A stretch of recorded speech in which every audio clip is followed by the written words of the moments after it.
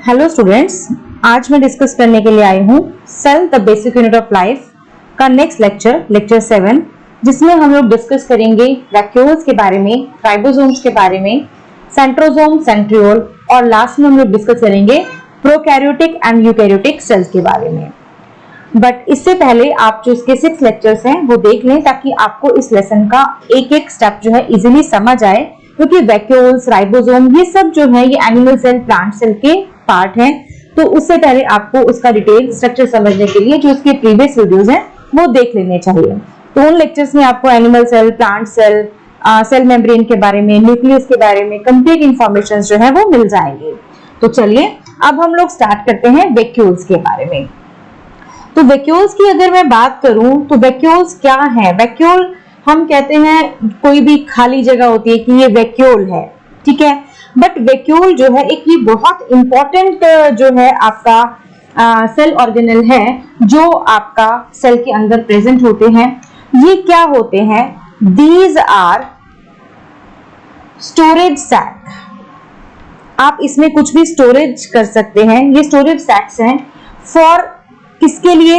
Solid और liquid content के लिए। वैक्यूल जो है स्टोरेज सैक है सॉलिड और लिक्विड कंटेंट के लिए। अब जो अगर हम इनकी बात करें कि इनके अंदर होता क्या है, तो आप ये भी कह सकते हैं कि these are fluid filled, membrane bound,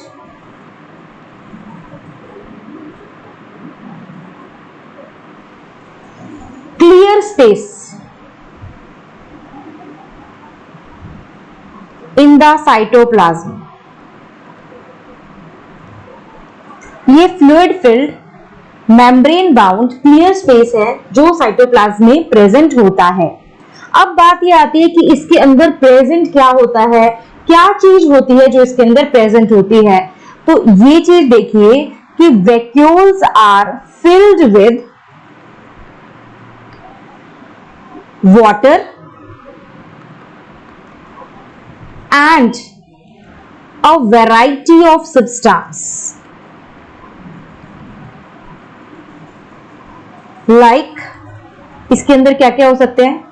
इसके अंदर मिनरल्स होते हैं, इसके अंदर शुगर्स भी होती हैं, कार्बोहाइड्रेट भी जो है वो एक टाइप का शुगर ही है, तो कार्बोहाइड्रेट्स भी होते हैं, इसके अंदर ऑर्गेनिक एसिड्स भी हैं, इसके अंदर पिगमेंट्स भी हैं, ठीक है। और इसके अलावा इसके अंदर मेटाबॉलिक वेस्ट भी है। तो वैक्यूल के अंदर देखिए क्या क्या चीजें प्रेजेंट है। मिनरल्स हैं, वाटर तो है ही है, मिनरल्स हैं, शुगर है, कार्बोहाइड्रेट है, ऑर्गेनिक एसिड है, पिगमेंट है, इसके अलावा मेटाबॉलिक वेस्ट भी है। अब अगर हम इनके स्ट्रक्चर की बात करें कि इनका स्ट्रक्चर कैसा होता है, तो इनका स्ट्रक्चर हम कहते हैं कि ये जो है वैक्यूल एक मेम्ब्रेन बाउंड होता है, ठीक है। और जो मेम्ब्रेन इसमें प्रेजेंट होती है, जो ये मेम्ब्रेन है जिससे ये वैक्यूल जो है ये बना हुआ होता है, इसको आप कहते हैं टोनोप्लास्ट। तो इस मेम्ब्रेन का क्या नाम है? टोनोप्लास्ट है। और जो लिक्विड इसके अंदर भरा हुआ है उसको हम कहते हैं सेल सैक। तो वैक्यूल के अंदर दो ही चीजें हैं। वैक्यूल के अंदर है एक तो टोनोप्लास्ट। टोनोप्लास्ट क्या है? टोनोप्लास्ट जो है ये मेम्ब्रेन है जो आपके इसकी आउटर मोस्ट कवरिंग है। और क्या है? और है सेल सैक। सेल सैक में क्या होता है? वही कंटेंट्स जो आपने पढ़े कि वाटर होगा, मिनरल्स होंगे, शुगर होगी, कार्बोहाइड्रेट होगा, ऑर्गेनिक एसिड होगा, पिगमेंट्स होगा, मेटाबॉलिक वेस्ट होगा, ये सारी चीजें जो हैं ये सेल सैक में प्रेजेंट होती हैं, ठीक है। अब देखिए अगर मैं बात करती हूँ प्लांट सेल की, तो प्लांट सेल के अंदर एक बहुत बड़ा जो है आपका लार्ज वैक्यूल प्रेजेंट होता है। लार्ज वैक्यूल जो आपका प्रेजेंट होता है ये आपका ऑक्यूपाई कर लेता है most of the central part of the cell, most of the central part of the cell. और वहीं अगर मैं एनिमल सेल की बात करूं तो एनिमल सेल में ये कभी कभी एब्सेंट भी होता है, जनरली एब्सेंट होता है वैक्यूल, और इफ प्रेजेंट, और अगर होता भी है तो दे आर मच स्मॉलर, बहुत छोटे छोटे वैक्यूल्स जो हैं वो आपके इसमें प्रेजेंट होते हैं। अब इसके अलावा आपके वैक्यूल्स क्या क्या हो सकते हैं? आपके फूड वैक्यूल्स भी हो सकते हैं। फूड वैक्यूल्स जो हैं वो आपके किस में प्रेजेंट होते हैं? फूड वैक्यूल आपका प्रेजेंट होता है अमीबा के अंदर, ठीक है। इसके अलावा कॉन्ट्रैक्टाइल वैक्यूल भी आपका प्रेजेंट होता है। कॉन्ट्रैक्टाइल वैक्यूल आपका प्रेजेंट होता है पैरामीशियम के अंदर। तो जो फूड वैक्यूल है ये अमीबा में क्या कंटेन करता है? फूड वैक्यूल का क्या रोल है? फूड वैक्यूल जो है ये आपका फूड आइटम कंटेन करता है। Food vacuole contain the food item, ठीक है। और जो जिसको क्या करता है? That the amoeba consumed, that the amoeba has consumed. Specialised vacuole जो है ये इंपॉर्टेंट रोल प्ले करते हैं। Specialised vacuole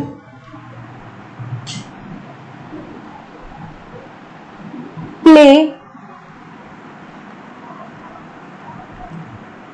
important role in expelling मतलब बाहर निकालना, expel करना। expel क्या करते हैं? ये excess water and some waste from the cell। तो मैंने आपको बताए स्पेशलाइज्ड वैक्यूल, कॉन्ट्रैक्टाइल वैक्यूल्स और फूड वैक्यूल्स जो आपके प्रेजेंट हो सकते हैं। तो अगर मैं बात करूं कि फंक्शंस क्या होंगे सेल वैक्यूल के, कि फंक्शंस ऑफ वैक्यूल क्या क्या हैं, अगर हम मोटे तौर पे बात करें कि इनके क्या क्या फंक्शन हैं, तो सबसे पहला फंक्शन है ये टर्जिडिटी और रिजिडिटी को मेंटेन करते हैं। Vacuoles they keep the cell turgid and provide them rigidity and support। दूसरा main function, they store food, material and waste product. हमने पढ़ा था कॉन्ट्रैक्टाइल वैक्यूल के बारे में, जो मैंने आपको बताया पैरामीशियम में प्रेजेंट है। तो कॉन्ट्रैक्टाइल वैक्यूल क्या काम करते हैं? Contractile vacuole help in maintaining the water balance and in excretion। excretion means removal of waste product from the body, ठीक है। एक हमने पढ़े सैप वैक्यूल्स। तो सैप वैक्यूल्स क्या करते हैं? दे मेंटेन ऑस्मोटिक कंसंट्रेशन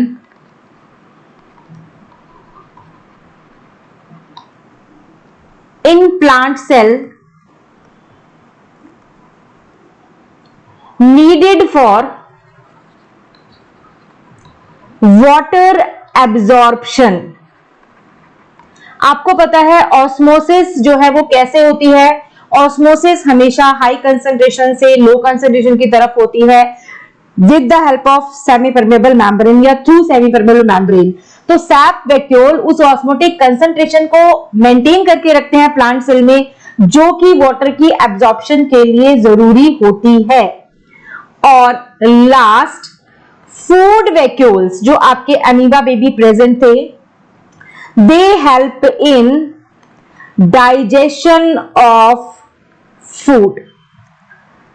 तो ये सब जो था ये आपने पढ़ा वैक्यूल्स के बारे में, ठीक है। अब वैक्यूल्स जो है वो आपका खत्म हो गया। आपके में सभी सेल ऑर्गेनेल्स जो है वो मैं आपको डिस्कस कर चुकी हूँ। लास्ट वीडियोस में अगर आप देखें तो मैंने आपको एंडोप्लाज्मिक रेटिकुलम कराया है, मैंने आपको गोल्जी अपैरेटस कराया है, माइटोकॉन्ड्रिया कराया है, क्लोरोप्लास्ट कराया है जो प्लास्टिड का एक इंपॉर्टेंट क्रोमोप्लास्ट कैटेगरी में आता है। उसके बाद ये आपका वैक्यूल हो गया। उसके बाद अगर हम बात करें कि क्या सेल ऑर्गेनेल्स आप बनाते हैं, तो आप एक बनाते हैं राइबोसोम, जो आप एनिमल सेल और प्लांट सेल दोनों में बनाते हैं, और आप कहते हैं कि ये प्रोटीन सिंथेसिस में इंपॉर्टेंट रोल प्ले करता है, तो आप इसको प्रोटीन फैक्ट्रीज ऑफ सेल भी कह सकते हैं। They are known as protein factories of cell. अब ये कैसे होते हैं? सबसे पहली बात तो आपको पता चली गई कि प्रोटीन फैक्ट्रीज है, ये स्मॉलेस्ट होते हैं, छोटे छोटे होते हैं, और ये स्फेरिकल ऑर्गेनेल्स हैं। इनकी शेप जो है वो स्फेरिकल होती है। जनरली हम इनको इस तरीके से बनाते हैं। आपके राइबोसोम जो है वो 70S टाइप के होते हैं, या राइबोसोम जो है ये 80S टाइप के होते हैं। S जो है इसकी यूनिट होती है जिसमें आप इसको मेजर करते हैं। तो 70S में एक्चुअली क्या होता है, 50S प्लस 20S का जो है वो आपका कॉम्बिनेशन रहता है। 80S में आपका 50S प्लस 30S का कॉम्बिनेशन रहता है। तो आपका नीचे वाला यूनिट जो है वो 50S का ही रहता है, ऊपर वाला आपका 20 या 30 का हो सकता है। इसके हिसाब से आपके दो तरह के राइबोसोम्स जो है वो प्लांट सेल और एनिमल सेल में आपको देखने के लिए मिलते हैं, आइदर 70S टाइप और 80S टाइप, ठीक है। अब सबसे इंपॉर्टेंट बात, they are not bound by membrane, they are not bound by membrane. इनमें कोई आउटर मेम्ब्रेन नहीं होती है, उससे बाउंडेड नहीं होते, ठीक है। अब ये प्रेजेंट कहां होते हैं? राइबोसोम आपने जब भी प्लांट सेल एनिमल सेल का डायग्राम बनाया, आपने कहां कहां बनाए?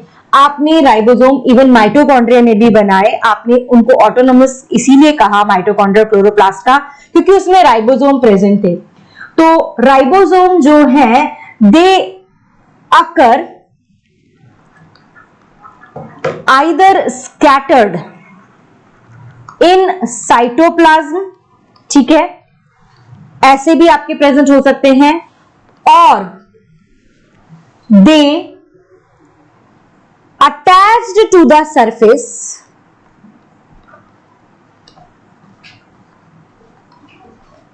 of endoplasmic reticulum। आपको अगर याद हो तो मैंने एंडोप्लाज्मिक रेटिकुलम के 2 टाइप्स आपको बताए थे, रफ एंड स्मूथ। और मैंने आपको बताया था एंडोप्लाज्मिक रेटिकुलम में अगर राइबोसोम प्रेजेंट हो जाता है तो आप उसको RER यानी कि रफ एंडोप्लाज्मिक रेटिकुलम कहते हैं। तो they attach to the surface of endoplasmic reticulum forming RER means rough endoplasmic reticulum, ठीक है। और ये क्या करते हैं, ये किसके बने होते हैं? राइबोसोम जो है these are formed of ribosomal RNA plus protein. इनके अंदर यही दो चीजें जो है ये आपकी प्रेजेंट होती हैं। और इनका मेन फंक्शन क्या है? अगर मैं इनके फंक्शन की बात करूं तो मैं आपको शुरू में ही बता चुकी हूं, they are the site of protein synthesis, protein synthesis, ठीक है। तो hence they are called protein factory of the cell, protein factory of the cell. Ribosome का मेन रोल जो है वो आपका प्रोटीन सिंथेसिस में है, इसलिए इनको protein factory of the cell कहा जाता है। उसके बाद अगर हम बात करें सेंट्रोसोम और सेंट्रियोल्स की, जो आपका आपने सेल डिवीजन के दौरान सुना कि सेंट्रोसोम और सेंट्रियोल जो है ये आपके सेल में प्रेजेंट होते हैं, तो आपको बता दूं सेंट्रोसोम जो है, centrosome is not bound by membrane, इसमें भी कोई मेम्ब्रेन प्रेजेंट नहीं होती, इसमें भी ये मेम्ब्रेन से बाउंड नहीं होता। दूसरी बात, सेंट्रोसोम जो है ये आपका एनिमल सेल में मिलता है और बहुत कम लोअर प्लांट्स में मिलता है। ठीक है, तो ये कहां कहां मिलता है? जनरली प्लांट सेल में मिलेगा या लोअर प्लांट सेल में भी आपको मिलता है। अब इसका फंक्शन क्या है, ये क्यों प्रेजेंट होता है? ठीक है, सबसे इंपॉर्टेंट जो इसका फंक्शन है, अगर मैं इसके फंक्शन की बात करूं तो इसका फंक्शन सेल डिवीजन के दौरान आता है। It form spindle fibre at the time of cell division. जब सेल डिवाइड होता है और डॉटर सेल प्रोड्यूस करता है, तो जब आपका क्रोमोसोम डिवाइड हो रहा होता है तो स्पिंडल फॉर्मेशन होती है, वो स्पिंडल फॉर्मेशन की वजह आपका सेंट्रोसोम रहता है। ठीक है, सेंट्रोसोम जो है ये आपका हेल्प करता है। और किसमें हेल्प करता है? जो आपका सिलिया और फ्लैजिला है ये आपके सेंट्रियोल से डेवलप होते हैं, तो आप इसका फंक्शन लिख सकते हैं। जो बेसल बॉडीज हैं, basal bodies like basal bodies यानी कि जहां से उसकी बेस बॉडी स्टार्ट है, किसकी? सिलिया और फ्लैजिला की, सिलिया और फ्लैजिला की। ये हेयरलाइन आउटग्रोथ होती है सेल के ऊपर जो प्रेजेंट होती है। Cilia and flagella basal body इनकी जो है दे डेवलप फ्रॉम सेंट्रियोल। ठीक है, सेंट्रियोल से ये डेवलप होती है। अब सेंट्रियोल एक्चुअली कहां प्रेजेंट होता है? सेंट्रियोल जो है ये आपकी जो सेंट्रियोल है ये राउंडेड मास है। जो आपकी माइक्रोसिलिंड्रिकल बॉडीज हैं ये आपका सेंट्रोसोम में ही प्रेजेंट होता है। सेंट्रोसोम और सेंट्रियोल, सेंट्रोसोम किसी भी मेम्ब्रेन से बाउंड नहीं होता। सेंट्रोसोम जो है ये लाई करता है नियर द न्यूक्लियस। सेंट्रोसोम जो है it lies near the nucleus. Centriole भी जो है नियर द न्यूक्लियस लाई करता है। और ये राउंडेड मास है जिसके अंदर टू स्मॉल माइक्रोसिलिंड्रिकल बॉडीज होती हैं जिसको आप सेंट्रियोल्स कहते हैं। यानी कि आप ये कह सकते हैं कि ये अगर सेंट्रोसोम है तो ये इसके अंदर सेंट्रियोल्स प्रेजेंट है और ये जो बॉडी है ये आपकी न्यूक्लियस के पास जो है ये प्रेजेंट होगी। ये आपका अगर न्यूक्लियस है, ये आपका सेंट्रियोसोम है, सेंट्रोसोम है, तो जो ये दो माइक्रो बॉडीज है ये आपकी सेंट्रियोल हो जाएगी। ठीक है, it is found only in animal cell and the cell of some lower plants. It lies near the nucleus. It appear as a rounded mass. ये राउंडेड मास के तौर पे मिलता है नियर द न्यूक्लियस और जिसके अंदर दो स्मॉल माइक्रोसिलिंड्रिकल बॉडीज होती हैं जिनको हम सेंट्रियोल्स कहते हैं। ठीक है, अब इसके बाद जो हमने नेक्स्ट इसमें स्टडी करना है वो पढ़ना है कि प्रोकैरियोटिक और यूकैरियोटिक सेल क्या होता है। प्रोकैरियोटिक और यूकैरियोटिक सेल क्या होता है? अगर मैं इसकी बात करूं कि प्रोकैरियोटिक और यूकैरियोटिक सेल क्या है, तो जो प्रिमिटिव सेल्स हैं वो प्रोकैरियोटिक है और जो एडवांस सेल हैं वो यूकैरियोटिक है। प्रिमिटिव प्रोकैरियोटिक सेल हैं जिसके अंदर जो सेल्स हैं जो आपके बैक्टीरिया, साइनोबैक्टीरिया में मिलते हैं। ठीक है, तो सबसे पहला पॉइंट जो है लिख लेते हैं कि prokaryotic cells are found in bacteria. They are found in bacteria and cyanobacteria। ठीक है, ये प्रिमिटिव सेल है, जबकि यूकैरियोटिक सेल्स जो हैं ये फाउंड होते हैं इन ऑल लिविंग ऑर्गेनिजम्स। जितने भी लिविंग ऑर्गेनिजम्स हैं उनमें मिलते हैं, एक्सेप्ट किसमें? Bacteria and blue green alga, क्योंकि उनके अंदर क्या प्रेजेंट है, उनके अंदर प्रोकैरियोटिक सेल प्रेजेंट है। ठीक है, दूसरा इनका मेन डिफरेंस क्या है, प्रोकैरियोटिक सेल्स जो है वो यूनिसेलुलर होते हैं। यूनिसेलुलर मैंने आपको बताया था, जिसमें सिंगल सेल में सारा कुछ प्रेजेंट होता है, उसको यूनिसेलुलर बोलते हैं। यूकैरियोटिक सेल आपके यूनिसेलुलर भी हो सकते हैं और ये मल्टी सेलुलर भी हो सकते हैं। ठीक है, अब तीसरी अगर मैं बात करूं कि इनका सेल साइज कितना होता है, तो इनका सेल साइज 1 to 10 माइक्रोन होता है, जबकि यूकैरियोटिक का 5 से लेकर 100 माइक्रोन तक सेल साइज होता है।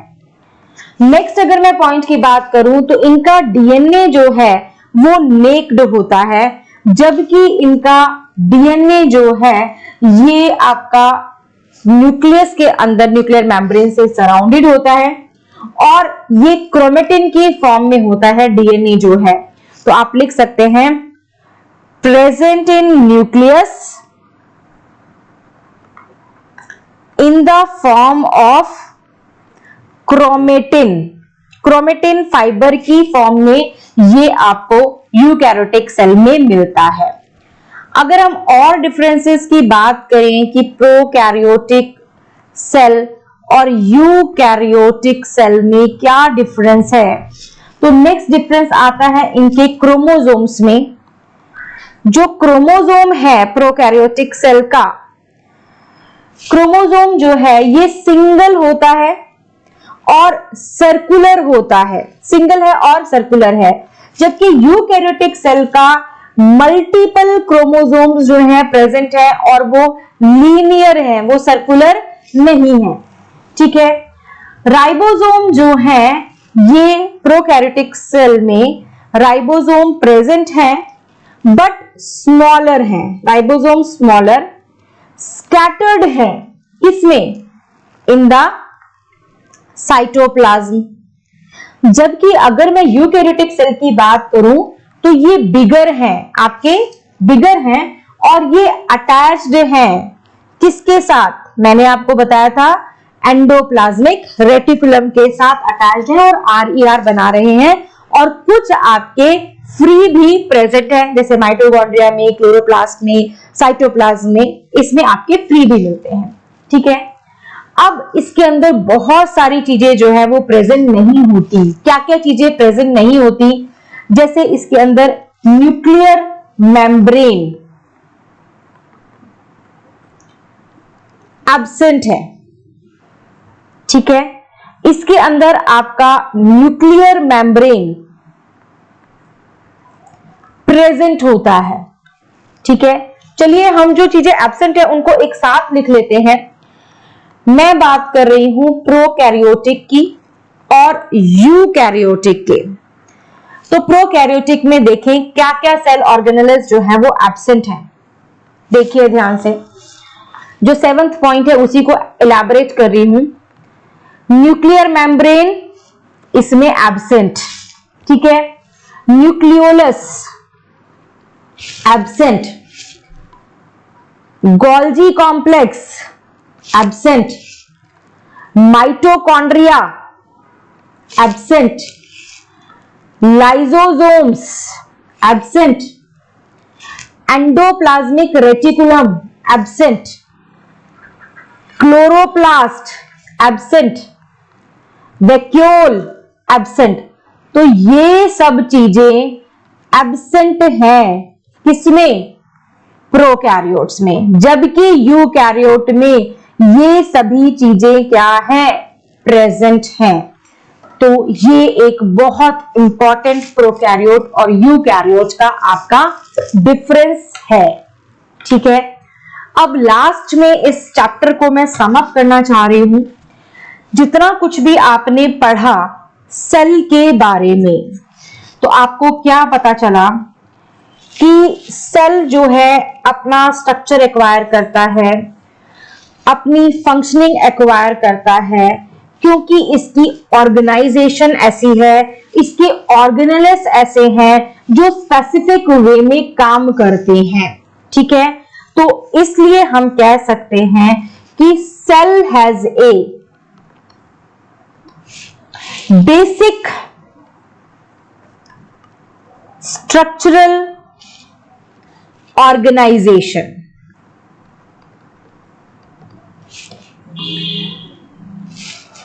अब जो इसके सेल ऑर्गेनेल्स है, जो इसकी स्ट्रक्चरल ऑर्गेनाइजेशन है, ये स्ट्रक्चरल ऑर्गेनाइजेशन ये हेल्प करती है, this help the cell to perform functions like respiration, nutrition, ठीक है, excretion and formation of new proteins. तो आप लास्ट में क्या कंक्लूड कर सकते हैं? Cell is the fundamental structural unit of living organism। कि जो सेल है वो फंडामेंटल स्ट्रक्चरल यूनिट है लिविंग ऑर्गेनिजम्स की। स्ट्रक्चरल यूनिट तो है ही है, साथ ही it is also the basic functional unit of life। ठीक है, this is all about this chapter। तो आप इसको ध्यान से पढ़ें, इसके 7 लेक्चर्स आपको मिल जाएंगे। लेक्चर 1 जो है वो आपको सेल थ्योरी के बारे में बताता है। लेक्चर 1 के अंदर आपको सेल थ्योरी का पूरा डिटेल मिल जाएगा, जिसमें आप जानेंगे कि सेल थ्योरी किसने दी और किसने ये कंसेप्ट लेकर आया, यानी कि सेल का जो हमने डिवीजन किया है, स्ट्रक्चरल ऑर्गेनाइजेशन की है, वो किसके पर बेस्ड है। सेकेंड लेक्चर में आपको प्लाज्मा मेम्ब्रेन के बारे में डिटेल में लेसन मिल जाएगा कि सेल मेम्ब्रेन क्या होती है, सेल मेम्ब्रेन में क्या फंक्शंस जो है वो आपके होते हैं। आपको ऑस्मोसिस और आपको डिफ्यूजन के बारे में पता चल जाएगा, सेल वॉल के बारे में पता चल जाएगा। थर्ड लेक्चर में आपको न्यूक्लियस के बारे में कंप्लीट डिटेल मिल जाएगा। उससे नेक्स्ट लेक्चर 4 है, उसमें आपको साइटोप्लाज्म पता चलेगा। सेल ऑर्गेनेल्स में आपको एंडोप्लाज्मिक रेटिकुलम के बारे में आपको डिटेल में कराया गया, तो आप लेक्चर 4 में वो देख सकते हैं। लेक्चर 5 में मैंने आपको डील किया है गोल्जी एपरेटस के बारे में और लाइसोसोम्स के बारे में। वो भी इंपॉर्टेंट सेल ऑर्गेनेल्स हैं, तो उसकी जानकारी आपको वहां से मिल सकती है। लेक्चर 6 में मैंने आपको कराया है माइटोकॉन्ड्रिया और प्लास्टिड, तो आप उसको वहां से डिटेल में कर सकते हैं। और लास्ट लेक्चर में मैंने इस पूरे लेसन को सम अप कर दिया है कि वैक्यूल्स क्या होते हैं, और उसके अलावा मैंने आपको राइबोसोम करा दिया, आज आपको मैंने सेंट्रियोल करा दिया, सेंट्रोसोम करा दिया, मैंने आपको प्रोकैरियोट और यूकैरियोट की डिफरेंस करा दिए। और यही सब कुछ आपको इस सेल की basic unit of life chapter में स्टडी करना है। तो आप इस चैप्टर को अच्छे से कंप्लीट करें, और कोई भी आपको क्वेरी आती है तो आप हमें मेल कर सकते हैं, आप कमेंट कर सकते हैं, और हम आपकी क्वेरीज को सॉल्व करने की पूरी कोशिश करेंगे। अगर आपको ये लेक्चर अच्छा लगता है तो आप इसको लाइक कर सकते हैं, चैनल को सब्सक्राइब कर सकते हैं, ताकि आप और लेक्चर्स की नोटिफिकेशन सबसे पहले देख सकें और आप उन लेक्चर्स को पढ़ सकें। तो यही मुझे आप लोगों से कहना था। Thank you very much.